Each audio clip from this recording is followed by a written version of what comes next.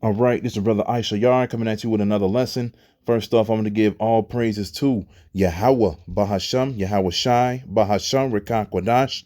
Double honors to the apostles of the great millstone, which I learned this truth from. Honors to the elders and brothers out there pushing this word through the four corners of the earth within truth and sincerity. And shalom to the Akwath that's listening and learning.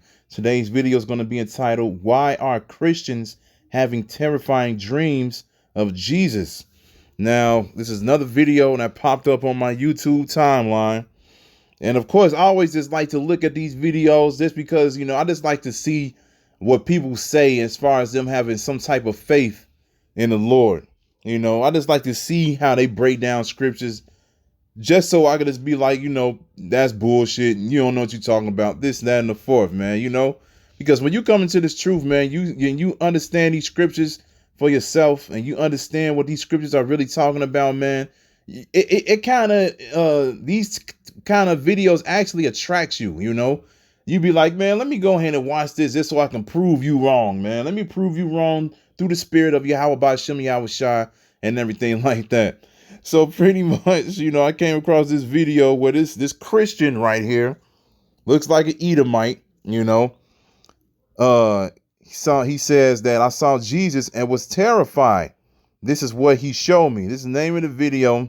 Got 2.3 million views. Came out 3 months ago. And, there's another dude out here, or another person, I should say, that's having these terrifying dreams of the Lord.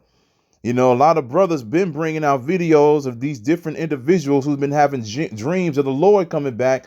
And when they wake up, they're in fear, they're in tears, they're shaking and everything like that, because they see the terribleness that he's going to come back in. Now, I did this when I came across this video. I typed this in. I just typed in, I dreamed of Jesus, and it was terrifying. And all of these videos popped up, of all of these people talking about how they saw I saw the second coming of Jesus, rapture videos, dreams of me being afraid. Look, the horror of a Christian going to hell. This woman says she saw the Lord coming back and everything like that. Just all of these different videos of people having these dreams of the Lord when he came back and how terrifying he was. Now, this is my thing, man. Christianity is teaching that the Most High is all love, correct? So why, are these people having these dreams of the Lord being a terrible person? Because it is written, man, just like it is written that, certain men was going to dream dreams and certain people are going to have visions in the last days, man. The Most High is showing these people that he's going to come back in a horrible fashion, man. OK, saying that the Most High is all love is insanity. That's just like, for instance, you walk down the street and somebody getting ready to rob you or whatever, and somebody smack you and everything like that. And instead of you getting angry or trying to protect yourself or whatever, you just be like, it's okay. I understand you need to do this and everything. But God, he will save you. Smack, smack. It's all right. Here, let me just make sure I get my wallet for you. In Jesus' name, I will bless you. I hope you recover from your way. Smack, smack. Hurry up and give me the money. Let me hurry. You just got that all love spirit, man, as if you don't realize that you living in Babylon the Great, man. You just got this all love spirit or whatever the case may be, instead of realizing where you are, where you're living at and everything like that, and understanding who the Most High is. The scriptures say that the Lord is a man of war. The Lord is a man of war. Okay. It tells you in the Old Testament, I forget where it's at, that they used to call the Most High the demon god, man. Why would they call him the demon god or the demon power? Because he has a balance, man. He does good and evil. Okay, that's what a lot of people need to understand, man. He does good and evil. And when the Lord comes back, speaking of Yahweh Shai, he's coming back to destroy. A lot of these Christians out here feel like when the Lord comes back, he just going to come back in this bright fashion. Everybody's going to be amazed when they finally see the Lord come back, and he's just going to bring peace upon earth, and everything is just going to stop in his trenches and everything like that. And everybody's going to realize what they've been doing is wrong. And then the whole world is going to see Jesus And the whole world is just going to be like, we're cool now, man. We don't have to do this evil no more or anything like that. The Lord is here. Let's go live peacefully. No, no, no, no, no. That's not how it's about to be, man. That's not how it's about to be. The Lord is getting ready to destroy this place. He's coming back with anger. Okay? So let's just listen to him. Just probably like a minute of this because he did like a whole video. I ain't about to play this. Yeah, it's 14 minutes. It's going to be like a minute or a minute and a half of this. And then we're just going to prove, real quick through the Spirit that the Lord is terrible, man. He's horrifying. He's coming back in anger. Okay? And he does evil. All right? So let's play, like I said, it's like a minute of this real quick. He just sat there looking at me, and he lifted up his hand, and above his hand, I saw the world. And it wasn't a model of the world. I knew as I saw it that it was the actual world. It was only after I started to gather all of these attributes of the person that I was looking at that I made the connection and realized who he was. And I realized I was looking at Jesus.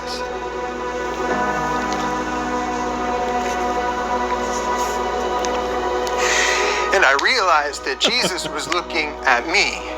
And there was disappointment. And there was disappointment in his eyes. There was sadness in his eyes.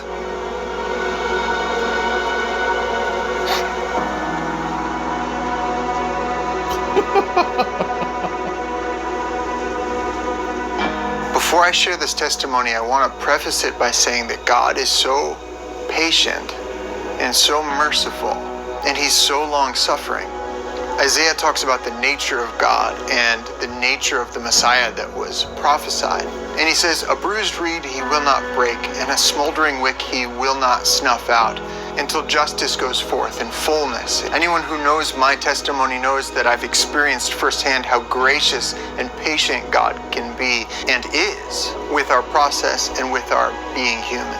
When God comes to anybody in judgment, it's only after he's already come to them with patience and grace and mercy about a thing multiple times. It's only after he's extended the invitation to repent. He even says in the Bible, today I place before you life and death, choose life. So it's so important to understand anytime a message is coming from God about judgment or that some kind of verdict has been made, the only way to contextualize that rightly is to understand that by the time we've gotten there, God has already offered mercy time and time again. So when I had this terrifying vision of Jesus, it's literally one of 2 times that I've ever experienced God in a way that's utterly terrifying. And rightfully so, because it is a fearful thing to fall into the hands of the living God. People try to make God out to be human. And although he became human in the person of Jesus Christ, to try to fully understand him in our... Just talk about this bullshit in my past video, man. Why do people keep saying that the Most High came down here as the Lord, man? The Lord and God are 2 different people. Yahweh and Yahweh Shai are 2 different people. You Christians and you Jews, man. You do not understand these scriptures. People keep saying that God came down here in the flesh. That is what they are all the same person. They follow that Trinity spirit. That is not the case, man. That is not the case, okay? We ain't even got to play no more of this video because he just going to speak madness and everything like that. But as you can see, this video might actually be fake because he was doing that fake crying at the beginning and everything like that. You can see the videos edited. You can see the cuts in between when he speaks. And then he makes his little sad face and everything like that. And the cut come in and then the next scene comes in or whatever the case may be. You Christians are crazy, man. You Christians are crazy, all right? So at the end of the day, man, it is a fearful thing to fall into the hands of the living power, all right?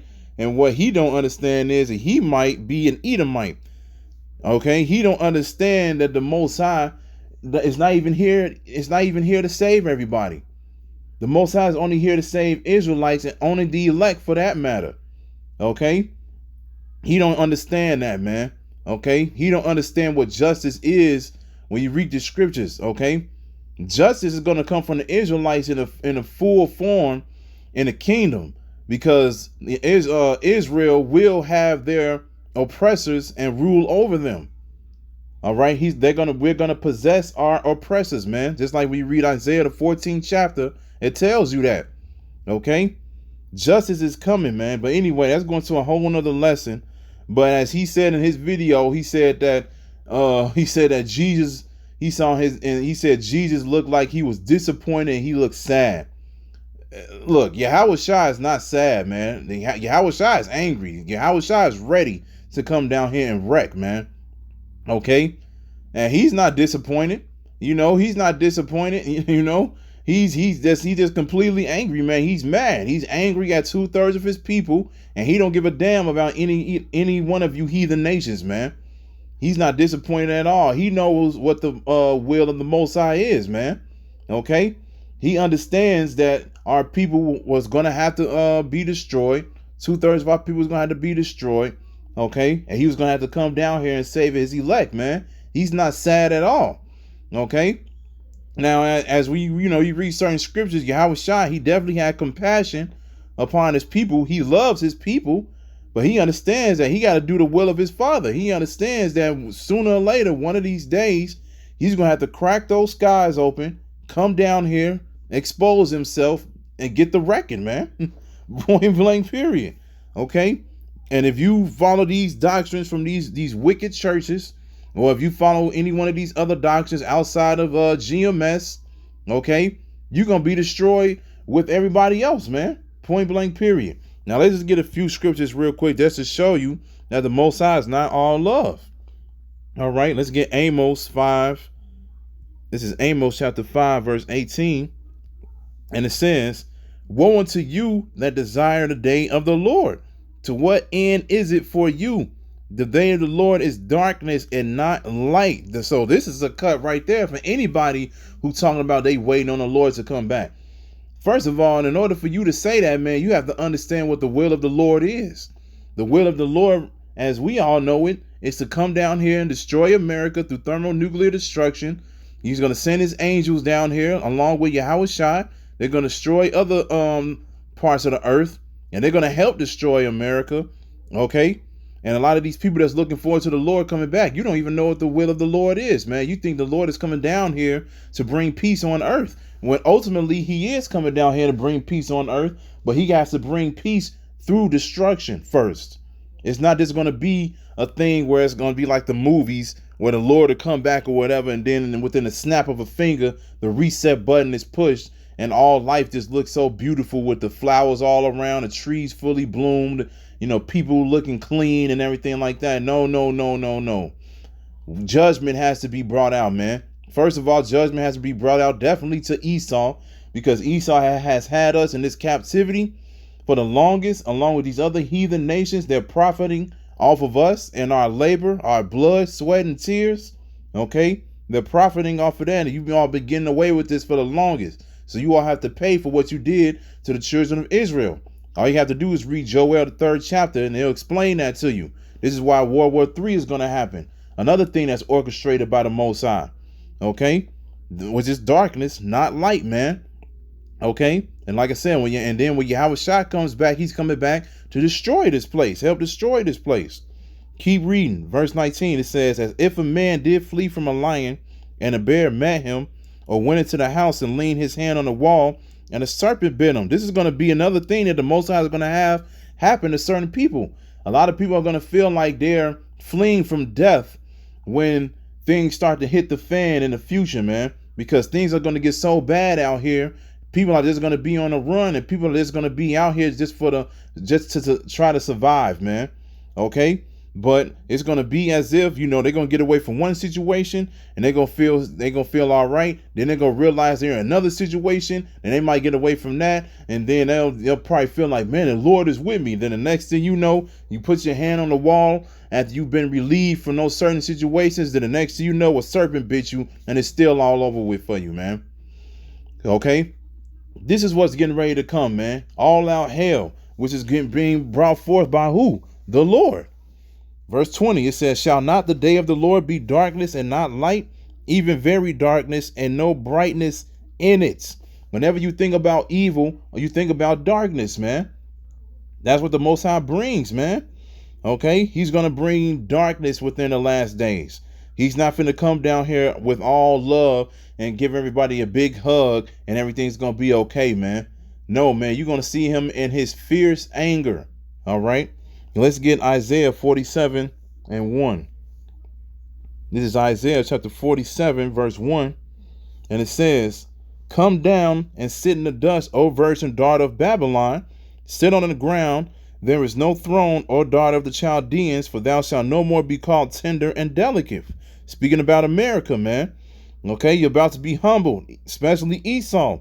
They say, "Take the millstones and grind meal, uncover thy locks, make bare the leg, uncover the thigh, pass over the rivers. Thy nakedness shall be uncovered, yea, thy shame shall be seen, and I will take vengeance, and I will not meet thee as a man." What is the Most High saying, man? The Most High is not about to come down here and have a conversation so you all can try to get right. All right, he's not finna come down here and get in front of Esau and explain to him that you've been doing the children of Israel bogus for all of these years and everything like that, and then see if they could come up with a way to make things better off an agreement. No, he says, "I will not meet thee as a man." The Most High is coming down here in his full power, man. He's coming down here to destroy. Okay, he's gonna make you. He's gonna let you know and make you recognize that you are just a man. He is the power, man. Okay, he is the God. Okay, he's gonna make sure you remember that and recognize that when he comes back, man. And that's why it ain't gonna be nothing that Esau can do against the Lord when he comes back with the angels. Okay, this is another thing that's what? Terrifying. There's a reason why the Lord is making these people have these dreams about him in this fashion, because this is the exact way that he's getting ready to come back, man. All right, let's get Revelation chapter 1, verse 7. Because everybody having these dreams about Jesus coming back and everything like that in this horrible sense. And this is written. This is Revelation chapter 1, verse 7. It says, "Behold, he cometh with clouds, and every eye shall see him, and they also which pierced him. And all kindreds of the earth shall wail because of him. Even so, Amen. I am Alpha and Omega, the beginning and the ending, saith the Lord, which is, and which was, and which is to come, the Almighty." Okay? He's going to come with clouds. What are those clouds? The chariots, the so-called UFOs. The Lord is going to come in his great big UFO, the largest UFO you've ever seen, which is the chariot, and every eye shall see him. Everybody that's seen him. And it says that pierced him, because the people back then, from when the time when they crucified our Lord, those people are going to be back here living today, showing you that reincarnation does exist. Okay, and it says all kindreds of the earth shall wail because of him, crying in fear, trembling, especially when they see the Lord according to the way that he really is, man.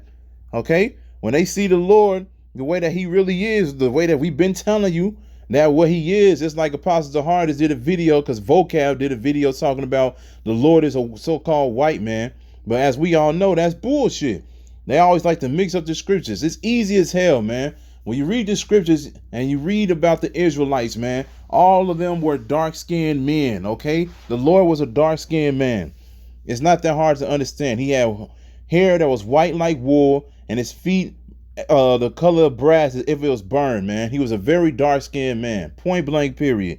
All right. So when they see that form of the Lord come back, all right, they're going to be even more fear, because they're going to remember our words. They're going to be like, man, those dudes that was on the corner speaking about this, now it's happening. And guess what? You about to face the judgment from the Lord himself, man.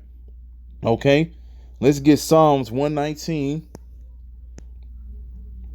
Let's get Psalms 119 and 119. This is Psalms 119 and 119. And it says, "Thou puttest away all the wicked of the earth like dross. Therefore I love thy testimonies. My flesh trembleth for fear of thee, and I am afraid of thy judgment." So this is an Israelite that's saying this, man. This is an Israelite that's saying this. He says, "My flesh trembleth for fear of thee.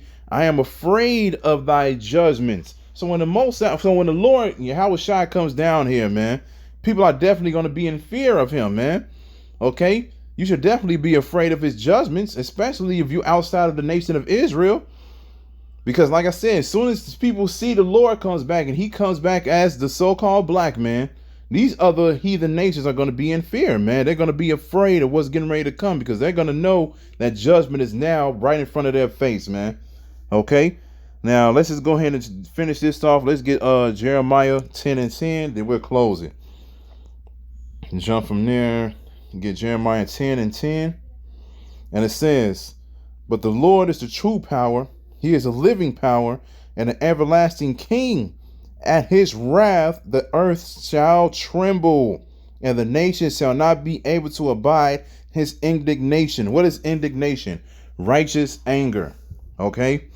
So the earth will tremble. So when all of these people having these dreams and everything like that, they talking about they having these dreams of Jesus coming back in these terrible forms, and they over here crying and being in fear and everything. You are in the right state of mind, man. You are in the right state of mind, because at the end of the day, yeah, you should be trembling. You should be fearing. This is one of the things that we try to push on our people, to fear the Lord, man. Because when these judgments start coming out, you know, you don't want to be a part of these judgments, man. When the scriptures literally say that 2/3 of our people have to go out by pain, you should take that seriously, man.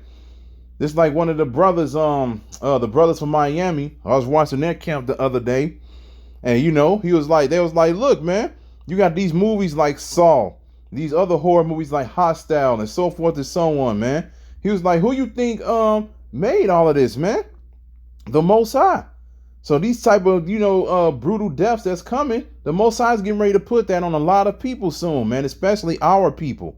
Okay? Because you got the brothers out here giving a warning to tell you to get right, but a lot of our people just want to live willy-nilly. They just want to do whatever they want to do because they don't have the fear of the Lord.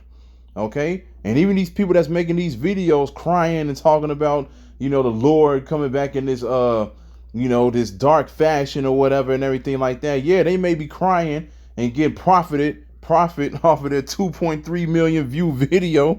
But do they really fear the Lord? Do they really believe in these scriptures? No, man. No, they do not, man. So at the end of the day, the Lord is coming back and nobody shall be able to escape his wrath, man. So you got to remember, the Lord, he has a balance, man. Yes, he is love. He is merciful. But if you don't get right with him according to the correct way of the scriptures, man, he's going to come and not meet you as a man. He's going to come and destroy you. All right. So, hey, let that fear always be within you, man. Follow the correct ways of Yahweh Ba'Shem, Yahweh Shai. So I hope this was edifying, man. So with that, I'm going to say, call Halayim, Yahweh Ba'Shem, Yahweh Shai, Ba'Shem, Rachaa Quadash. Double honors to the apostles of the great millstone, which I learned is true from. Honors to the elders and brothers out there pushing this word through the four corners of the earth within truth and sincerity. And shalom to the Akwath that's listening and learning. And Yahweh Ratazah, I'll be back with another lesson. Keep pushing, Yasharala. Keep pushing. We almost out of here. Shalom.